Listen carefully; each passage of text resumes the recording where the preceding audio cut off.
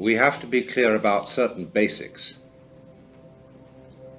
And these basics have to do not so much with concepts and ideas as they do with a state of mind. You could call it also a state of feeling, a state of sensation, a state of consciousness.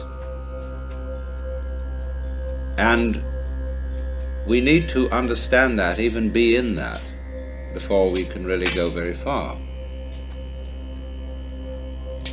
And this is an extraordinarily difficult state of mind to talk about, even though in its nature it's extremely simple.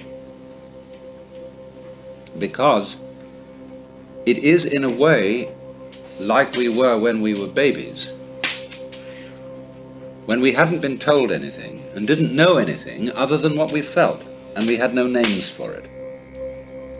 Now, of course, as we grow older, we learn to differentiate one thing from another, one event from another, and above all, ourselves from everything else. Well and good, provided you don't lose the foundations. Just as mountains are differentiated, but they're all based on the earth, so the multiple things of this world are differentiated.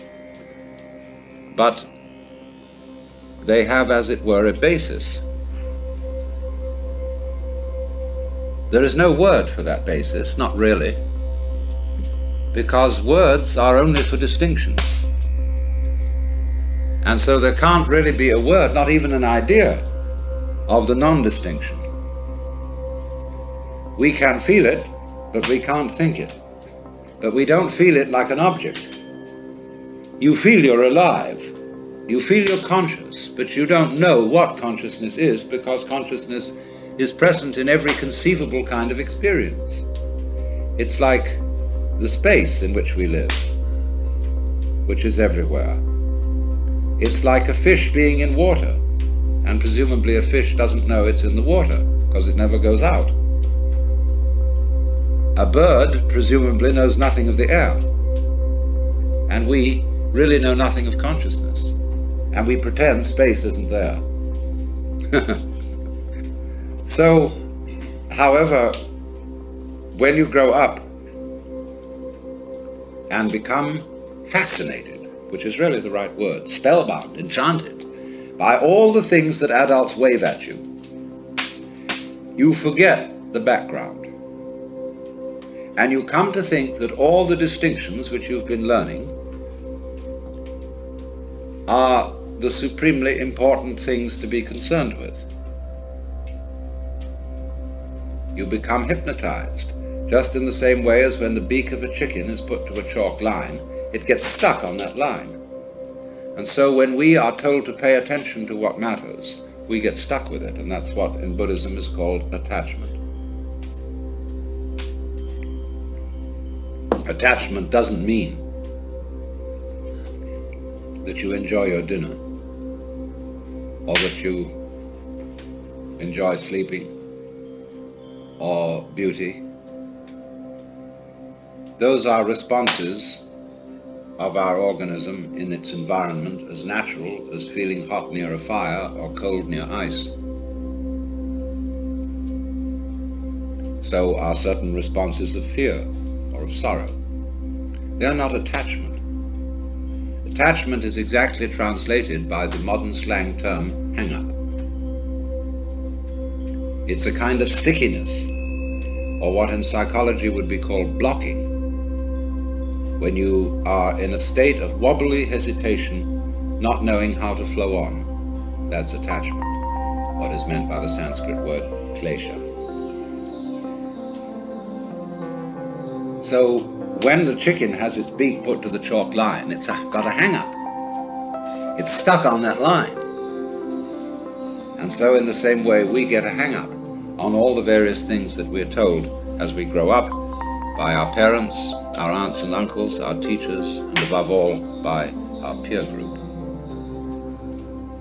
And the first thing that everybody wants to tell us is the difference between ourselves and the rest of the world. And between those actions which are voluntary and those which are involuntary, what we do on the one hand and what happens to us on the other.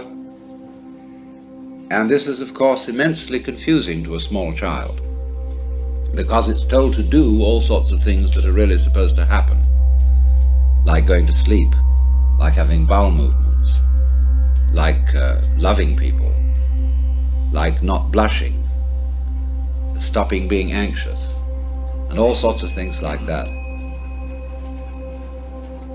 So what happens is this.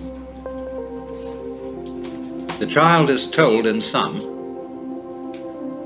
that we, your parents, elders and betters, command you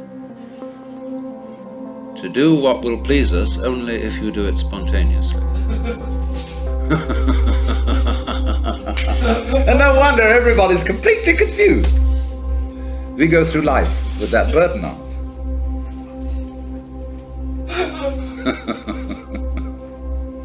So we therefore develop this curious thing. We develop a thing which is called an ego. Now I've got to be very clear to you what I mean by an ego. An ego is not the same thing as a particular living organism. For my philosophy, the particular living organism, which is inseparable from a particular environment, that is to say, from the universe as centered here and now, is something real. It isn't a thing. I call it a feature of the universe. But what we call our ego is something abstract,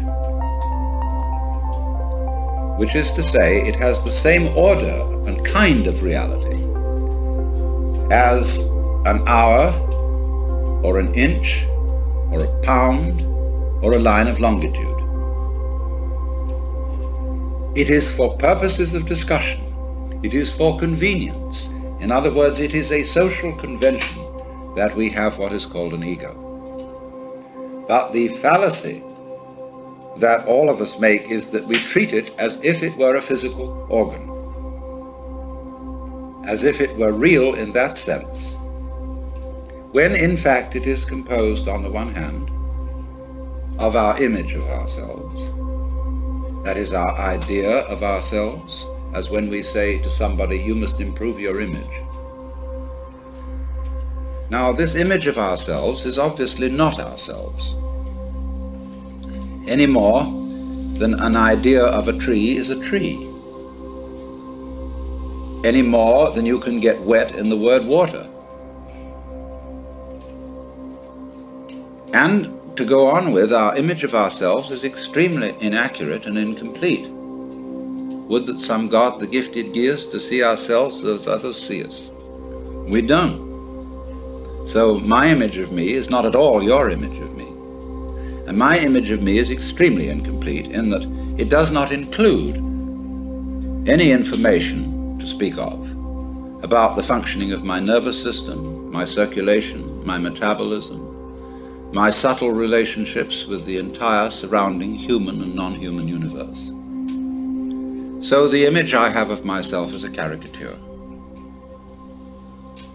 It is arrived at through mainly my interaction with other people who tell me who I am in various ways, either directly or indirectly, and I play about with what their picture is of me, and they play something back to me so that we set up this conception. And this started very, very early in life. And I was told, you see, and you were told, that we must have a consistent image. You must be you. You have to find your identity in terms of image. And this is an awful red herring. A lot of the current quest for identity among younger people is a search for an acceptable image. What role can I play? Who am I in the sense of what am I going to do in life, and so on. Now, while that has a certain importance, if it's not backed up by deeper matters, it's extraordinarily misleading. So therefore, on the one hand, there is this image, which is intellectual, emotional, imaginative, and so forth. Now, we would say, I don't feel that I am only an image. I feel there's something more real than that, because I have a sense of there being a particular sort of,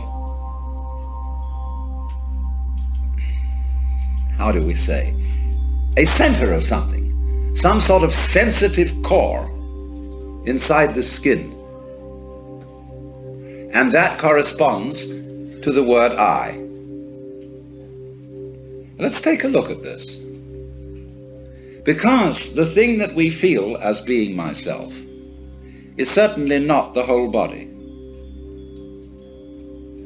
Because a lot of the body can be seen as an object. In other words, if you stand, stretch yourself out, lie on the floor, and turn your head and look at yourself, you can see your feet and your legs and all this up to here, and finally it all vanishes, only there's a sort of a vague nose in front.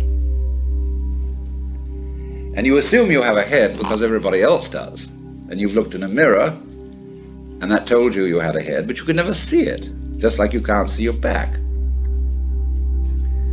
So you tend to put your ego on the side of the unseen part of the body, the part you can't get at, because that seems to be where it all comes from, and you feel it. But what is it that we feel? Because if I see clearly, and my eyes are in functioning order, the eyes certainly are not conscious of themselves. There are no spots in front of them, no defects, in other words, in the lens or in the retina or in the optic nerves that give hallucinations. So also, therefore, if my ego, my consciousness is working properly, I ought not to be aware of it as something sort of there, being a nuisance in a way in the middle of things, because your ego is awfully hard to take care of. Well, what is it then that we feel? Well, I think I've discovered what it is. It's a chronic, habitual sense of muscular strain, which we were taught in the whole process of doing spontaneous things to order. When you're taking off in a jet plane, and the thing has gone rather further down the runway than you think it should have without getting up in the air, you start pulling at your seatbelt. Get this thing off the ground. Perfectly useless. So in the same way, when our community tells us, look carefully, now listen, pay attention, we start using muscular strains around our eyes, ears, jaws, hands, to try to use our muscles to make our nerves work, which is, of course, futile. And in fact, it gets in the way of the functioning of the nerves. Try to concentrate. And then when we try to control our emotions, we hold our breath, pull our stomachs in, or tighten our rectal muscles to hold ourselves together. Now pull yourself together! Immediately, what are you to do? What does a child understand by that? He does it muscularly, pulls himself together. This is useless. So everybody chronically pulls themselves together, so that it's so funny, if you get a person to just lie on the floor and relax, but there's the floor under you as firm as can be holding you up. Nevertheless, you will detect that the person is making all sorts of tensions, lest he should suddenly turn into a nasty jello on the floor. So that chronic tension, which in Sanskrit is called sankocha, which means contraction, is the root of what we call the feeling of the ego. So that, in other words, this feeling of tightness is the physical referent for the psychological image of ourselves. So that we get the ego as the marriage of an illusion to a futility. Even though the idea of an I with a name, with a being, is naturally useful for social communication, provided we know what we're doing and take it for what it is. But we are so hung up on this concept that it confuses us, even in the proposition that it might be possible for us to feel otherwise. Because we ask the question, if we hear about people who have transcended the ego, well, we ask, how do you do that? Well, I say, what do you mean? You, how do you do that? Because the you you're talking about doesn't exist. So you can't do anything about it, any more than you can cut a cheese with a line of longitude. Now that sounds very discouraging, doesn't it? But let's suppose now you are babies again, and you don't know anything. Now, don't be frightened, because anything you know you can get back later. But for the time being, here is our awareness. And let's suppose you have no information about this at all and no words for it. And that my talking to you is just a noise.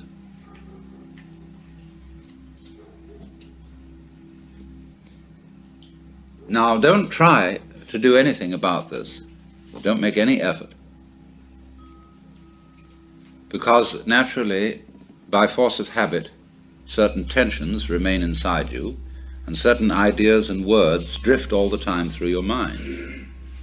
Just like the wind blows or clouds move across the sky. Don't bother with them at all. Don't try to get rid of them. Just be aware of what's going on in your head, like it was clouds in the sky, or the crackling of the fire.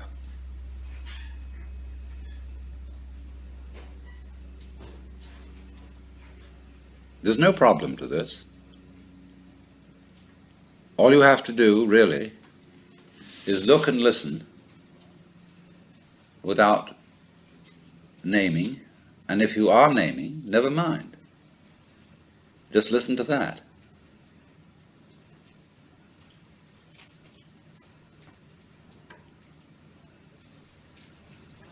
Now that